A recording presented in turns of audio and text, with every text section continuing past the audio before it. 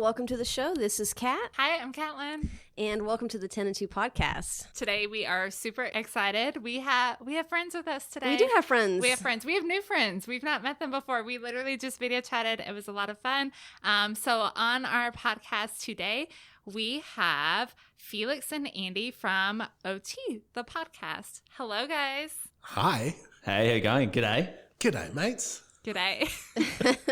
G'day, y'all. I'm trying so hard to so when I listen to people with other accents, I want to just embody that, and I'm trying so hard right now not to do an Australian accent. G'day. Yeah, you really got to watch out for that. Well, what I feel like the Australian accent's basically, to me, and this is not to be offensive, but it's almost like a British accent with that country twang that we have here in the South, and man, it sounds so good. I love it. It sounds amazing. It does Back sound at good. you. Back at y'all. We're like the south of Britain. That's a really good way of thinking about it. Yeah, that works. Deep south. Yeah. It actually is. Yeah, that was good, Kat. Way to go. I was hoping that wasn't going to be offensive at all. We lose all of our Australia listeners all of a sudden. Once. Yeah, everybody's We gone. do have actually a pretty big Australian base, a listener group from Australia, which is amazing to me. Yeah. And I'm sure you guys look at the same at your stats and stuff, and sometimes some of these countries are just mind-boggling that listen in on the show. We love our watches down here. It's true. And, and podcasts, I guess. Yeah, I guess we've chosen the right show to jump on then for the early days of promotion. Good to know. All right. Well, so Andy and Felix, you guys have a podcast that just started fairly recently, right?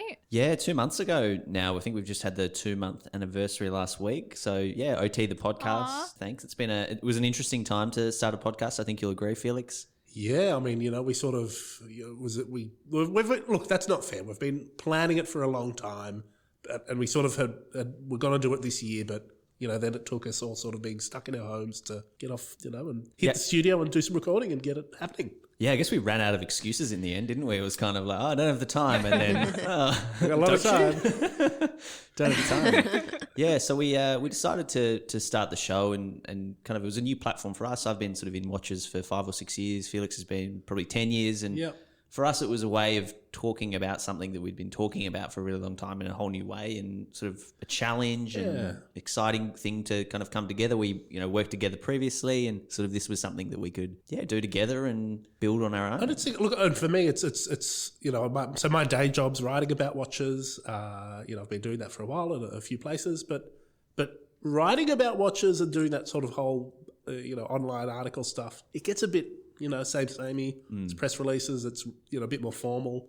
This can be a bit more relaxed, and it can be, I don't have to type, so I like talking. That works well too. So it's really fun, and I think it's just having fun with something that we've always both been passionate about, and I think that has reignited our passion, Andy. We've got the band back together in a sense. And you're right. Like for me, writing about watches is one thing, but what I enjoyed the most and still do is sort of talking to people, meeting people and interviewing people, and it's the perfect platform for that. And I guess that's why we kind of have that mixture of, watch matchmaking, which is a bit more technical focused on the watch side of things, and then the interviews where we can kind of just hear stories that might be watch related or they might be adjacent to watches, but more or less the reason we're hearing the stories is because of watches, and whether it's we saw someone wore a watch and said, what's the deal behind that, or they just crossed our path through a watch brand or through a friend who's into watches. I just think it's this cool sort of platform to explore. So we're loving it. And then the final and perhaps the most important part is just us validating us talking crap to each other that normally happens on WhatsApp messages. Yeah. I'm sure. Yeah. Is it the same with you? Is that, I don't think we talk crap about each other. I feel like we're basically the same person. So if I'm talking shit about Kat, I'm talking shit about myself. No, I'm just talking crap about watches. Like, no one else in my life cares talking crap as much. about watches, for sure. Yeah. But hey, Andy, what's the lug width on this? Did you see this? I feel Okay. sorry for people who don't have like a partner like that to talk to Yeah. all day, every day. Like A partner we'll in get off the time. phone with each other. Yeah, like you need that person. We get off the phone with each other, and 5 minutes later, we're just texting about something else watch related. I mean, So the fact that now we get to do it and other people listen, it's a lot of fun. yeah. And I mean, like you've got like, you know, I don't know, in your jobs, you've got like your work wife or your work husband. I guess Andy's my watch husband. Yeah. Your side timepiece. Wow. I think this is... Aww. I don't know if this is necessarily, you know, we've decided to go on 10 and 2 as a declaration of our horological love for each other. I think the people knew that it was But, coming. you know, anyway. this is breaking news. Yeah. Yeah, it was Hey, coming. yeah, this is a safe place. It's Don't worry okay. about No it. judgment. Judgment-free zone. Yeah, you're good. You're totally good. Well, so what about the name OT? Like, what does it stand for? Where did it come from? Did you guys have a hard time picking a name because it was impossible for us? So We only realised after we decided on the name and like registered it that we were going up against occupational therapists. I think we're winning though. Can I just say, like, I think we're winning that battle. But yeah, definitely, it was sort of because we've been talking about this for a couple of years, and it was kind of, well, what would we call it? We didn't want it to be too watch related, so we kind of it's a bit of a loosely held secret as to what OT stands for, but it is, you know, semi time related, and it's an abbreviation, and we kind of thought, let's not make a show that's too watch centric, because we didn't really want it, and that's why the tagline is, you know, watches, time, and how to spend it. It gives us a bit of room to play around in things like cars and fashion and, you know, Food. scuba diving. And so like some of our guests have been like MasterChef winners. Yesterday's episode that we dropped was Massimo Frascella, who's the creative director of Land Rover. So look, he's a massive watch guy, but we sort of mainly talked about the new Defender and cars and sort of his journey. I mean, who else have we had on, Felix? It's sort of, you know, we had a Patrick Johnson who's a tailor, and they all like watches, and they I think the thing that I like about it is that they can add stuff to a watch conversation that isn't the same. Like, yeah, definitely. you know, Yeah. getting what a car designer thinks about watch design is really interesting for me, maybe more so than, you know, a watch designer thinking about watch design, because I know what that is, and I'm sure a lot of our listeners that are really into watches do, but getting that different perspective, I think, makes things a little bit more interesting sometimes. I find that watch people are usually interested in so many of the same hobbies. A lot of us are still interested in cars, really anything mechanical. So it makes sense to just kind of leave yourself open. And I don't trust anybody who's not a foodie at heart. Like, if you don't want to sit around and talk about food, like, I don't think we can be friends. And if I'm honest, like, if you do this, sometimes it can get watches. You know, I don't want to put anyone down. They can get a bit boring. You've got to, Right. Amen. you know, like you can just be like, this new. If it takes, I think, sort of a bit of variety to keep things interesting. I think it's really. Yeah, 100%. And we didn't, like we've kind of been saying, we didn't want to just do like heavy watches. I think that the balance of sort of the watch matchmaking segment that we do have is a really interesting way to talk about a whole bunch of different watches that otherwise might not get a bunch of airtime. Like, Yeah, I was really, and again, you know, sort of coming from where we've been, I didn't want to be doing that news cycle stuff. I don't want to be like going, the new Rolexes may be coming out. Here's what it could be. Like I don't want to do that. So I think Same thing, different color. Yeah. Like I'm like, guys, did you see that press release that everyone else got at the same time? You yeah, know? exactly. And I think this is, you know, and I think that concept of like helping people buy watches is interesting, and it like I Andy love said, it lets you talk to, you know, watches that might not get the airtime or older watches that are still cool. But it's also a good discussion to have that I think is really. it allows for that sort of discovery, and that's sort of my favorite. You know, I was showing Felix a little email this morning we got, and it was a guy, I just found your podcast via a collective man of all people, and I'm looking up Sapaneva, and now I want to get, you know, one of the Northern Lights pieces. And to me, that's amazing. Like, to be able to kind of create something can get people thinking about other things that they don't normally kind of think about, or brands they don't know, and then having them actually kind of pursue that or be interested in that versus the sort of, you know, safer bets. That's what we're here to do. Like, it's just to kind of create something that's different and I think new to everything else that's out there, because let's be honest, there's a lot of podcasts, there's quite a few watch podcasts, and we didn't want to kind of do that thing, I guess. that thing. But also, I mean, it's new, but it's also not like, I'm sure it's the same with you. As soon as someone finds out that you're interested in watches a little bit, they're like, what should I get? Yeah. That's what I love about your segment. I think that because we get those questions, and first of all, that's a lot of pressure. I don't necessarily like answering those No, questions. I hate of, it. hey, here, I have X amount of dollars. What should I buy?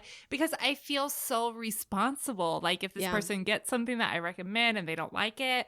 But we just recorded for your podcast as well. And we did one of these segments and it was so much fun. We came up with 6 amazing watches that this guy could choose from. And it's a really interesting way of taking that question that all of us kind of dread getting secretly. Not secretly anymore. We just announced it on the podcast. We hate these questions. Please never ask but Kat and Catelyn these questions. I'm the opposite. I love spending Oh, other people's man. money. Yeah, we did one a couple of weeks ago. It was, I love spending other people's money for sure. Yeah. Well, this was 80 grand, so I did blow the budget a little bit, Oh as my I God. always do. But yeah, it's not great. real money. Just, oh, you should get this or get that, or yeah. But I mean, I know I dread it as well, but I dread it for a slightly different reason. Like it's always at like at a pub or at a barbecue or something. You're like, someone come up to me and go, oh, You're the what watch watch guy. are you wearing? Like, and it's always code for like, how much money is your watch worth? Or Exactly. what? I find I'm really awkward. Like, I just want to chat to you about stuff. I don't want to, go talk about my work. But anyway, Yeah. that's my own sort of weird issues that I've made a podcast. Well, and about. like you said, Felix, too, I think, it brings about a conversation. When we did your segment with you guys, I brought up a watch that I honestly have never brought up on our own show, and we're 70 episodes in. And it was actually nice, because it allowed us to kind of go outside of the zone that we normally talk about. So it was a lot of fun. I really like that segment that you guys do, and it is different than anything else anybody else is doing right now. For sure. We promise we won't steal it. We promise.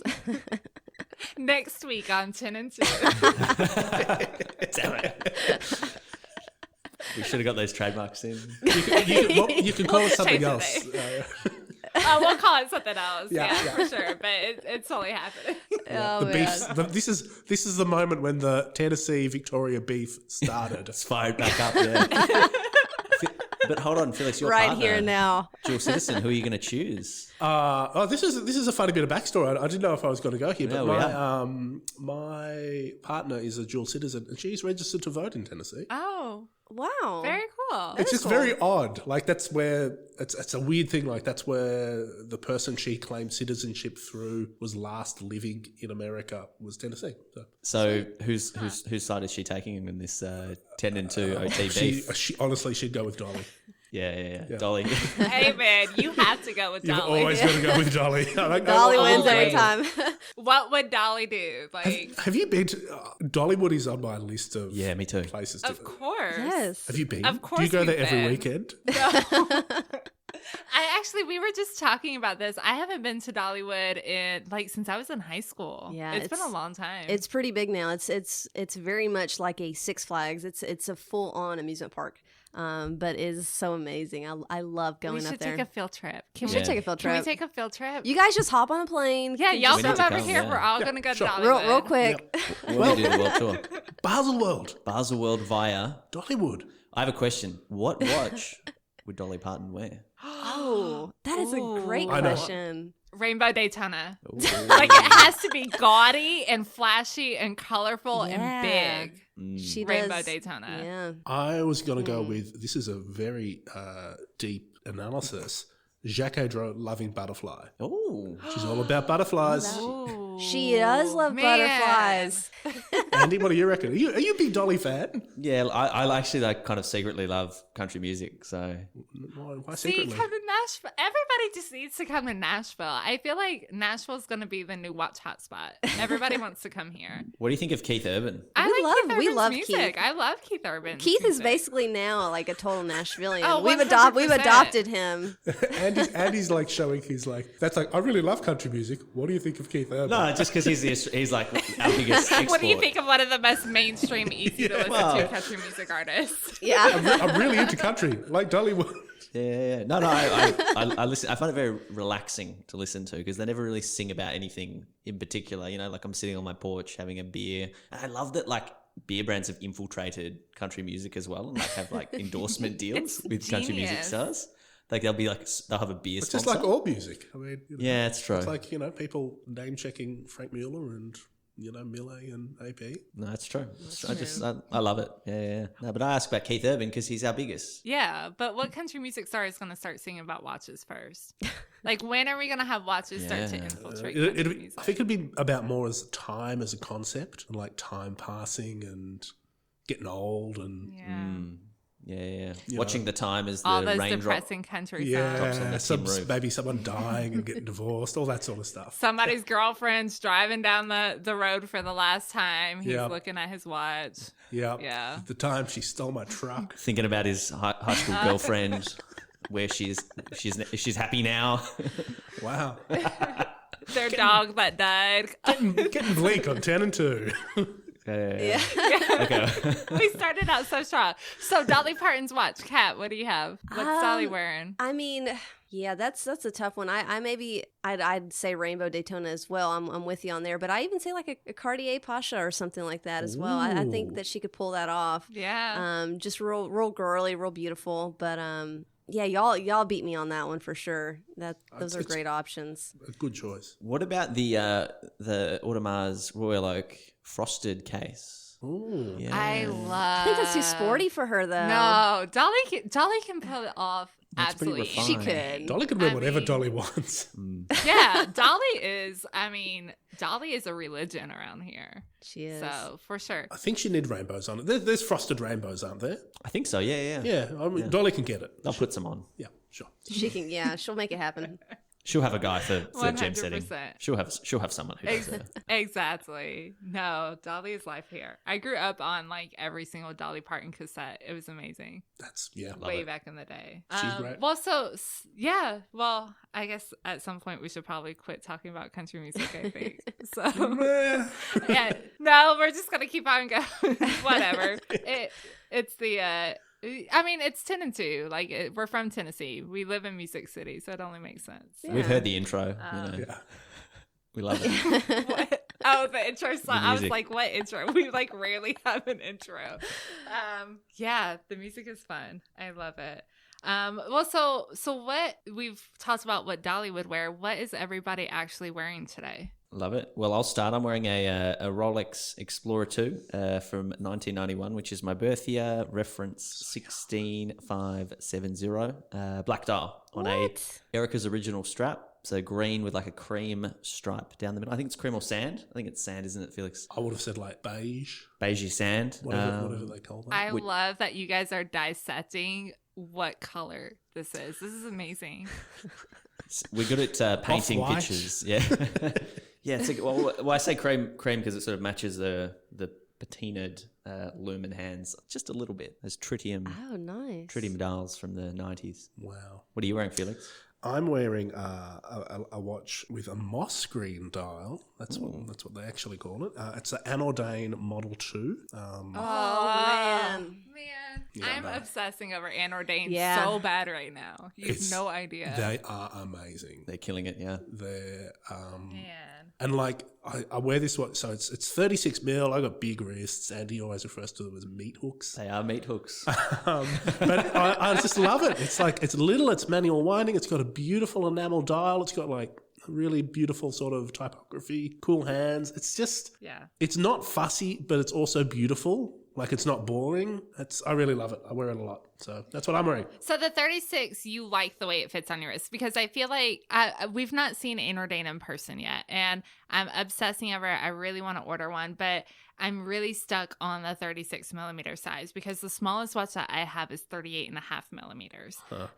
So I prefer larger watches, but they're so beautiful. But does the 36 you say wears well? Yeah, Stunning. look, it wears okay for me, and I'm not fussed about size. Like I'm used to sort of small or big, so I'm not one of those guys like, oh, it has to be 40 millimeters, or I'm not looking at it. Like I'm not gonna do that. But for me, it's a watch. Like I was surprised, like when it came, when I initially came in, I was like, oh, will it be too small? But No, it's it's perfect. not. It's fine. Andy, do you think I can pull it off? Yeah, definitely. You like the smaller vintagey style pieces. It's Sure. sort of your shtick. But yeah, no, I'm the same. I love smaller watches. That's why I love the Baltic at sort of 39 mil. Obviously, there's so many iconic watches in the 36 millimeter realm. I think we're seeing in general across watches, sizes are kind of coming back down to reality, which is, what we've been hoping for years now. So the trend is very much more kind of smaller, refined. There's nothing worse than like having a really nice, expensive, big watch that you keep knocking on things when there's no reason other than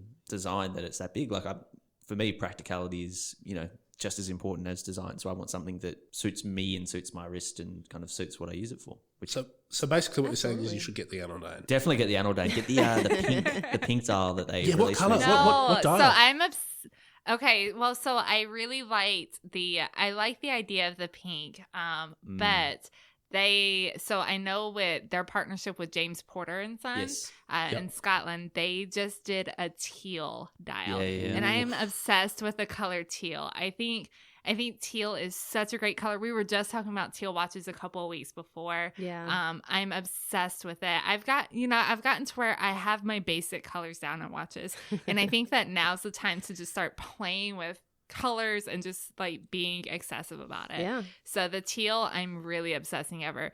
We're still planning on going to Scotland probably next year now because of everything going on now. So I really want to see it in person before I finally commit to it. But that will probably be my watch that I buy while we're there. And there's so much sort of richness in the enamel. It really, and the colours. Yeah, they're amazing. They're really, really great. Can't speak highly enough of them. Yeah, I mean, there's no one else doing what they're doing right now either. I hold them pretty highly, and we've been talking about them. Geez. Since Forever. we've even started the podcast, it's something so different. They really stand out, and we appreciate all the hard work that goes into making those dials. But what are you wearing today, Catlin? I have the Oris Aquas, so I have the 39.5 millimeter mint dial Aquas with the gray tungsten bezel. That's a good color too. The mint dial is. I refuse to call it mint green. It's mint. Green. It's just mint by itself. You guys probably do. I hate the color green. I shit talk the color green all the time, and now I have a mint watch. Hang up. Andy's left the podcast. Are we done? Yeah. This is it. It's over. guys. This is the end of the collaboration. It ends I'm now. trying to start beef with you guys. Whatever. We're gonna have this It's intercontinental beef going. Mission accomplished. Just wait till you hear the edit of this. You are not going to sound good. Oh no! I won't even be in there. It'll be like I never existed. Just redacted. Yeah.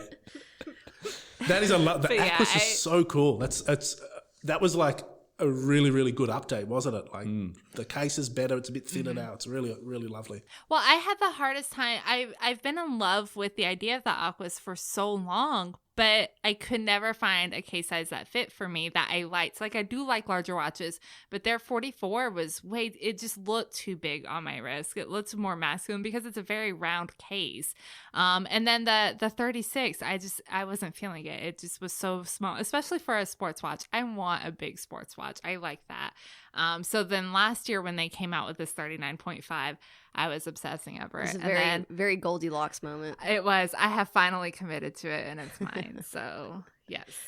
But, Kat, what do you have on your wrist? Well, I'm sad to say I don't have a Birth Year Explorer 2 on my wrist right now like Andy does, but I do have a 16570. I've got the polar dial, and this one is from 89. But, this is my favorite watch. It's perfection. I mean, there's no other way to say it. This is my favorite watch. The case design, the dial. I mean, this is the best watch ever made, in my opinion.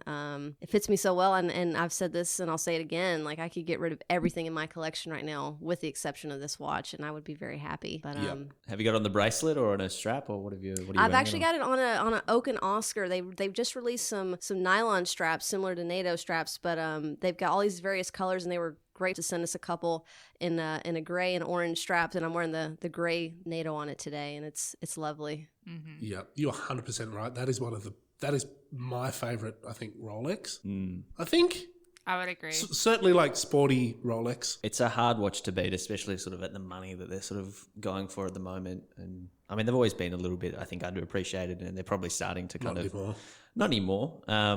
The size, the proportion. It's really interesting that sort of, not to get too nerdy in the vintage Rolex world, but it's like the same case and movement as the GMT Master 2. Yeah. And it's the same sort of dimensions. It's just sort of not as loved, but I think it's a little bit more practical. I'm a sucker for a fixed steel bezel. It's a very cool look. It's a very cool watch. Yeah. It just goes with everything. And then I think that's something we bring up on our podcast all the time, is that we like versatility. Mm-hmm. And that's something we both look for in watches. Even if the dial's orange, can it go with other things? And if it's Tennessee orange, it sure as hell can. That makes orange. sense. But yeah, this watch does it. It does it all, and it does it so well. And I think it looks good on. I haven't seen this watch look bad on anybody's wrist. And it's certainly become very popular. It's all over Instagram now, and it looks good. I never get tired of seeing it. Beautiful. Nice. Yeah. What a good bunch of watches. Yeah, variety in that. We do have a good We're little group. cool kids, man. We're some cool kids here. Well, so I know we're not going to keep you guys too terribly much longer, but what's your history with watches? Just for our audience who maybe isn't super familiar with you guys, I know both of you write with watches for various outlets. So just what's a short kind of quick history on where you guys came from in the industry? Okay, so I'll start because I've got the longer history a little bit. Show up. So you're just going to keep us like... In 1982, I was born. No, I mean 1982. All right, so I'm not the oldest one here. I was just No, thinking I was born in like, 84. Man, I'm I'm sorry. gonna be the oldest. No, I'm 84. All right, still not the oldest one here. Okay. All right. So how did I get into watches? I mean, I don't have a cool story. Like, no, I didn't get a granddad giving me a watch or anything like that. It just sort of happened like when I was in my teens, and I sort of started getting into time zone like around, the early 2000s, and then that kicked off and I started, chatting on Twitter with a couple of people. Tweeting. Before Twitter was weird. Before people yelled on there. Yeah, and then I eventually, so I guess the big thing that sort of started me, like I was into watches, but then I just kept hassling Ben Clymer from Hidingi in the early days on Twitter, and he eventually let me start writing for him. So that was in like 2010, I think, 2009, and I sort of wrote there for a few years, and that was really cool. Before I realised how cool it was, maybe, and then I went and ended up getting a full-time job in Australia for my last sort of role, which was Time and Tide, and helped build that up for 5 or 6 years. Left there, and that was great because that was like I did all the Basel stuff, and I did, that was like becoming a full-time career watch writer, which was not what I ever spoke to my career counsellor in high school about, or what I imagined doing, but it's. Like before that, it was always a side sort of passion, but then it was full time. And now, since late last year, I'm doing my own thing, so freelancing, looking after Revolution Australia, writing some stuff for GQ here, and other bits and pieces. So try to hustle and do podcasts and do watch writing wherever I can. And the best part about Time and Tide, Felix, was meeting me there. Yes, he says, Y'all looking were like a meant hostage. to be.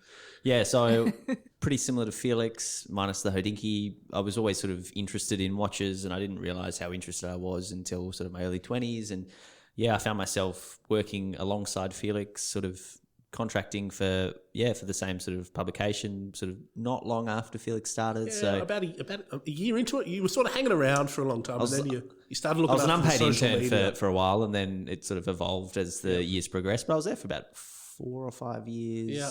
And Just like writing articles and looking after bits and pieces. articles, doing the digital stuff, going to Basel. So I got to go to a few Basels there with Felix and experience that. And yeah, I sort of left a little bit before him and moved on to sort of write for, in a much more relaxed capacity. But places like I've done some stuff for Bark and Jack and for an Aussie outlet called Watch Advice, who are sort of new to the watch media world. I think last year in August they sort of kicked off. So that's pretty cool. And yeah, now sort of do some work directly with brands here and there, but yeah, the focus is sort of for me is the podcast, which is it's going well. Yeah, and I think, but both throughout all that stuff, we really like watches, and we found a way to, for me at least, to justify liking watches, which I have no rational, I can't, in my life say, oh, I'm going to drop this money on a watch. Whereas if I say, hey, it's for work and it's my job, I can kind of maybe get away with it. So.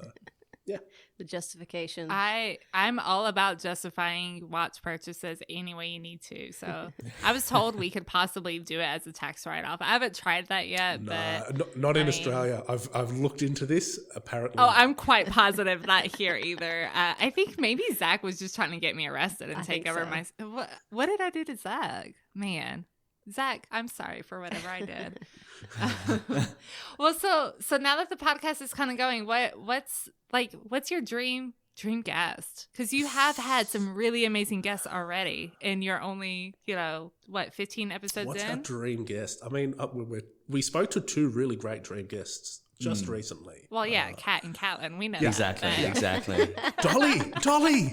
I'm ambitious, so I like to kind of shoot for the stars, and like if we're talking about watch ambassadors, straight to the top, like Chris Hemsworth or Brad Pitt, like why not aim? Yeah, Pitt would be. Pitt would be. He'd be It's epic. interesting that you've gone like that. Because it'd be great to get like Jean-Claude Beaver on. He'd be good chat. That can happen. Yeah, I mean, so, I don't really have a dream guest. That's really hard. Are they living and is it You know plausible? what? Dwayne Johnson. How good would he be? That's it. That's the dream. That's Yep, done. I agree with episode. that. We'll book Yep. him in now. Yep. Do you know him? Can you I mean- can you put us in touch? DJ. Just Insta DMs. No, but if you guys ever get in touch with Chris Hemsworth or Brad Pitt's people, like pass that info along, okay? Or The Rock's, just to be. You know what? Let's be friends again. I'm sorry for what I said about the color green, and let's just agree that if any of us get these sorts of contacts, we just share. Sharing is caring. We're building international relationships. Yep, agree. I think that's more important than ever. Exactly. Well, I know you. We don't want to keep you guys for too much longer. So, do you want to tell everybody where they can find y'all? Yeah, so our website is www.otpodcast.com.au. On Instagram, we're at ot.podcast. And if they want to email us over a watch matchmaker, Felix, the email address is otthepodcast@gmail.com. perfect. Yes, that's where you can find us. And we're publishing weekly at the moment, so yeah. Yeah, like and subscribe, all that fun Very stuff. cool. It all helps, as you guys know. Yeah, awesome. Sounds like a plan. We will have links to all of your to your website as well as to your social media on our website, which is www.tennn2.com, spelled TENN. Make sure that everybody is following us over on Instagram, Facebook, Twitter at 10and2 Media, and that's And all. YouTube. Oh, and YouTube. Yeah, we got some exciting there's stuff coming up there. We do. Like we field trip today for Yeah. some exciting stuff. Give us some weeks because we're too busy. But but yeah, guys, thank y'all so much for coming on. This was so much fun. Yeah. This was definitely a fun chat. We'll have to do it again. Amazing. Really great to chat to you and to meet you. And yeah. Thanks so much. Thanks We'll for the chat again opportunity. soon. Awesome. All right, guys, we'll be talking to y'all soon. Bye. All right, See ya. bye. See ya. Bye.